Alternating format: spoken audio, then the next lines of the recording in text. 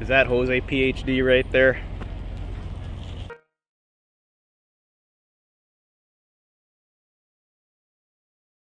Happy Sunday. Today's topic, shopping for a Ford Econoline E-Series van, what to look for.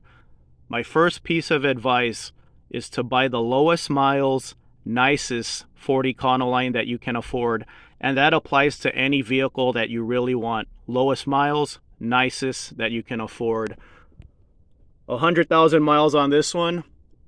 My current van build is my second van build, and when I bought this van, my criteria was 100,000 miles, like low 100,000 and 10 grand. That was my budget. Most of you appear to be in that range. 10 grand is what most of you want to spend. Here's the cheapest one I can find. $6,300, listed 4 hours ago, 102,000 miles. If this one is in great running condition, this one will go quick. So I only found one issue with this one, and it could be minor. So the body's not perfect. You see a rust mark right there, but this is a 2008. The newest you're gonna find these vans is a 2014. Mine's a 99. So it's a clean van. It's not junk. Lots of potential. It's a clean slate for a van build, but here's the only issue I found. The shifter alignment indicator is off. See, it looks like it's in park, but it's off, but that's easily fixed. So if this is a good running van, this is a potentially great deal. $6,300.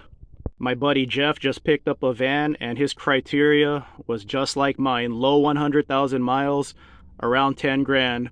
He saw one on Facebook Marketplace. I believe it was 7,000, and it had 100,000 miles on it, V10. And he said it had a noticeable lifter tick, so he skipped on it. He ended up buying a van from a Ford dealer. I believe it was a 06, like 88,000 miles for just under $9,000. So sometimes it's okay to go to a dealer and spend a little more. Most dealers aren't going to sell junk. They want to keep the reputation of their dealership high. You know, they don't want to ruin their rep over junk. So let's take a quick look at this dealer.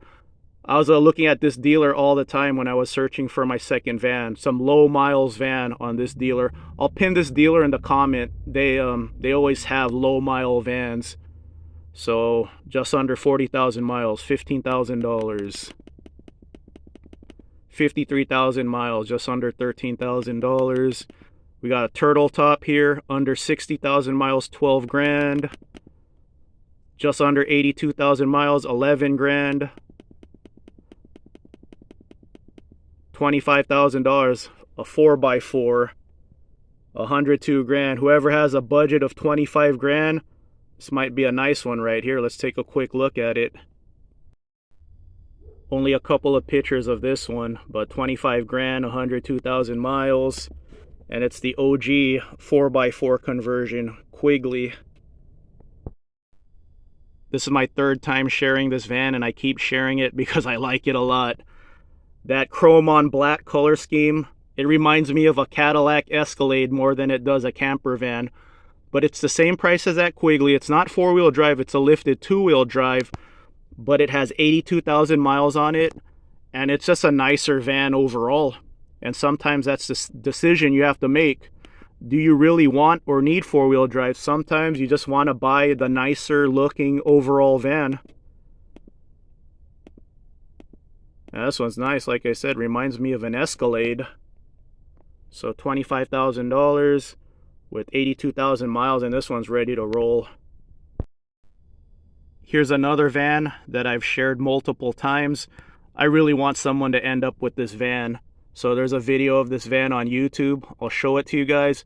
This is a fresh Action Van suspension lift kit. This is the 7.3 diesel that everyone wants. Just under $9,000, 240,000 miles. So I'm going to also pin a video of this van in the comment section. Here's a video of that van, and this is what to look for when you're buying a diesel. Cold start. Notice it's on the cold. So that's a cool thing about technology these days, the internet. This is like a virtual preview of this van. So look at the needle, it's on cold. Diesel, There's your wait to start light for the glow plugs. 243,000 miles or so.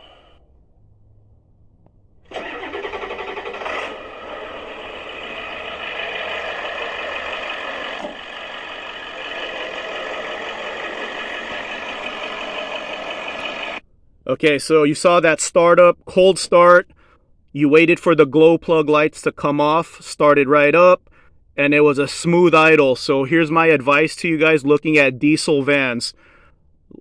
It would be really cool if everyone could share a startup like this, needle on cold, so it's a true cold start. Some people might try to hide problems.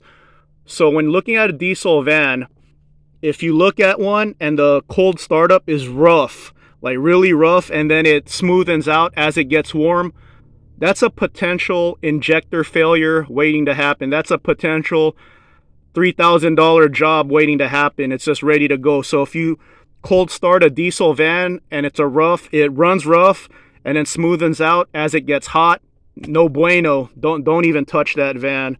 So this guy, nice demonstration on this one. Like, I really hope someone ends up with this one. So he did a nice cold start, nice demo of a cold start ambulance build. Let's take one more look at it. So this is another one, like this is a clean slate right here. You could start up your van build with this one in your own vision. And here's the thing about ambulance vans. Because of the nature of the van, it's an ambulance van, they're rated to roll over and that roof will not crumple in on you. So they're built very tough, almost like a roll cage roof. So something to think about when getting an ambulance build. So 4-wheel drive, $25,000, about 103,000 miles.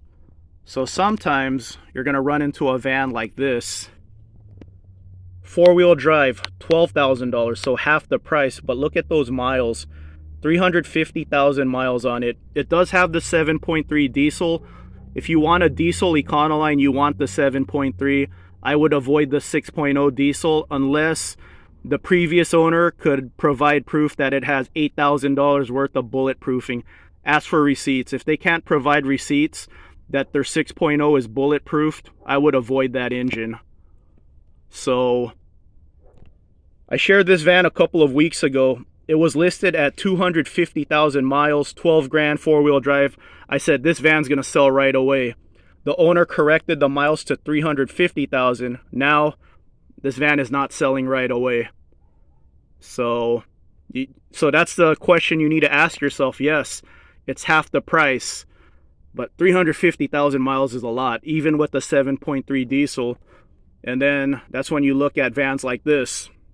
All right, this one has 240,000 miles. It's not 4-wheel drive, but it's 9 grand. And it's a lifted 2-wheel drive, and it has the advantage of having that ambulance top on it.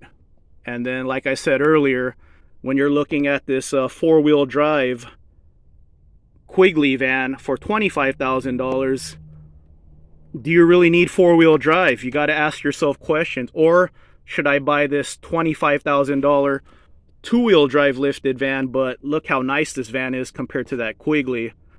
So it's all on your budget. All of us have different budgets. My buddy Jeff was similar to me. 10 grand's the budget. 10 grand, 100,000 miles, low 100,000 miles or less. Some of you might have a $25,000 budget, $50,000 budget. It's just a matter of buying the lowest miles van that you can afford. And a lot of us go this route. You buy a $10,000 van, you go to Action Van Suspension, and you spend $20.89 on a 5-inch lift kit. $10,000 van, $20.89 lift kit. You got yourself a lifted van for $12,000. And this is what this guy has. This is an Action Van Suspension lift kit. So, like I said, I'll go ahead and pin the video of this van. And I really like the demo of the cold diesel start. Like I said, if you're looking at a diesel and it's running rough and the idle smoothens out as it gets warm, those might be injectors ready to go, and that's an expensive job. So I hope you guys found this video helpful. Let's go ahead and say hi to some of you guys right now. I should have been a little bit more suspicious when I saw the ad for this truck. The picture was taken way far away, and he said, "We'll trade for mountain bike." that applies to these vans. Watch out for those barter ads that look a little too anxious to get rid of their vans. That's a red flag right there. Let's take a look at a couple of the comments from my last video. Two-wheel drive versus four-wheel drive. Do you need a 4x4 van for overlanding? Was the last video. Ezekiel, he just bought an Action Van suspension lift kit, installed it himself. I have a couple of friends who bought an Action Van this year. Who else needs to lift their van this year? Or four-wheel drive conversion it? Mountain Bike Louie, what's the van plan, man? Show me your van, automotivevlog@gmail.com or John Drives Anything on Instagram. Dirty Dog Video, I know you're looking for a van. Anything good in the for sale section in your area? Jose PhD 27, always in the comment section. He showed up at the lifted van meets in a Corolla in Colorado, not at the same time. You should put the Corolla in the Colorado bed. Desert Waters 808, I know you're looking for a van, and I know you're open to getting just a normal van or a already done van. It's all on the right deal. I like that. That was my mentality also. In fact, let me show you what I was looking at before I bought this van. This was right before the Panda that I uploaded this video 4 years ago. So my criteria for a van was low 100,000 miles, around $10,000, and 300 horsepower. That's why I really wanted the Ford V10 engine. It has 300 horsepower. This GM has 300 horsepower. This is the 6.0 GM V8. So I was ready to look at this van, and it sold right away. This was a good looking van. So yeah, I'm like Desert Waters. I just wanted the nicest van that I could afford, that it was just a good fit. I was open to a conversion van. I was open to, a church bingo van. This van is a former church bingo van, but this one was really nice. And this one sold right away. I was ready to check this one out. So this might have been the van I have right now. I would have had to go to Boulder off-road to get this one lifted. Action Van doesn't lift GM vans. I think they lift the 90s GM vans, but after 2000s, Action Van recommends Boulder off-road. But yeah, this is a nice van. I love conversion vans.